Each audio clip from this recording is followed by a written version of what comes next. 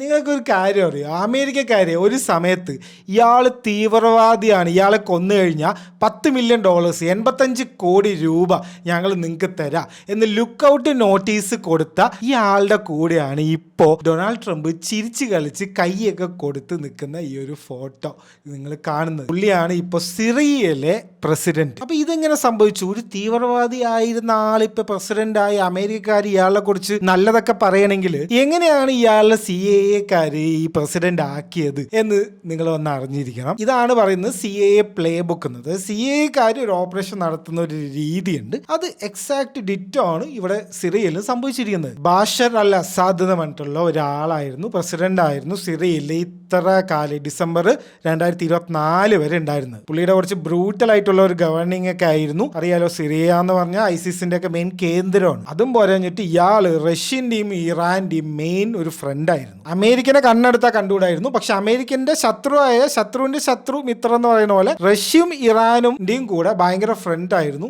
നമ്മുടെ പഴയ പ്രസിഡന്റ്. ഈ സിറിയ എന്ന് പറഞ്ഞാൽ നമ്മൾ ഒരു ചെറിയ രാജ്യമാണെങ്കിലും അതൊരു അതിന്റെ ജിയോഗ്രഫിക്കൽ ലൊക്കേഷൻ ഉണ്ടല്ലോ, അത് ഭയങ്കര ഇമ്പോർട്ടന്റ് ആണ്. അത് എന്തുകൊണ്ടെന്ന് വെച്ച് കഴിഞ്ഞാൽ ഇത് ഷെയർ ചെയ്യുന്ന ബോർഡേഴ്സ് ആണ് ഇതിനെ ഒരു ഇമ്പോർട്ടന്റ് ആക്കുന്നത്. മെയിൻ ബോർഡർ ഷെയർ ചെയ്യുന്നത് നമ്മുടെ ഇസ്രയേലിന്റെ കൂടെ. അറിയാലോ ഇസ്രയേലുകാരന്റെ കാര്യം. അടുത്തത് ജോർദാൻ, ലെബനനിൽ ആരാ ഉള്ളതെന്ന് അറിയാലോ, ഹെസ്ബുള്ള ഇസ്രയേലെ ആക്സസ് ചെയ്യണമെങ്കിലൊക്കെ ഇതിൽ കൂടെ ചെയ്യാം. അപ്പൊ ഇവർക്ക് ഭയങ്കര ഡേഞ്ചറസ് ആണ്, ഇസ്രയേലുകാർക്ക് ഈ സിറിയ ഭയങ്കര ഡേഞ്ചറസ് ആണ്. പിന്നുള്ള ബോർഡർ ഇറാഖും ടർക്കിയുമാണ്. അപ്പൊ ഇത്രയും രാജ്യങ്ങളുടെ കൂടെ ബോർഡേഴ്സ് ഉണ്ട് സിറിയക്ക്. അതുകൊണ്ടൊക്കെ തന്നെയാണ് CAA ഇത്ര റിസ്ക് എടുത്തിട്ട് ഇങ്ങനെ കുറെ കാര്യങ്ങളൊക്കെ ചെയ്യുന്നത്. എന്താ ചെയ്തത് നോക്കാം. അപ്പൊ സിറിയയിൽ തന്നെ ഒരു റിബൽ ആൾക്കാരുണ്ട്. അവർ അൽഖ്വയ്ദ ആയിട്ട് ടൈപ്പ് ഉള്ള ആൾക്കാരാണ്. ഏത് സെയിം അൽഖ്വയ്ദ നമ്മുടെ 9/11 നടത്തിയ അതേ അൽഖ്വയ്ദന്റെ കാര്യമാണ് പറയുന്നത്. അവരുമായിട്ട് CAA ഒരു ഡീൽ ഉണ്ടാക്കി. അതിലെ മെയിൻ ആളുടെ പേരായിരുന്നു അബു മുഹമ്മദ് അൽ ജുലാനി എന്നുള്ള ആള്. എക്സ്ട്രീമിസ്റ്റ് ആയിട്ടുള്ള റിബൽസ് ആണ് ഇവര്. അതായത് സിറിയന്റെ ഉള്ളിൽ തന്നെ ഉള്ള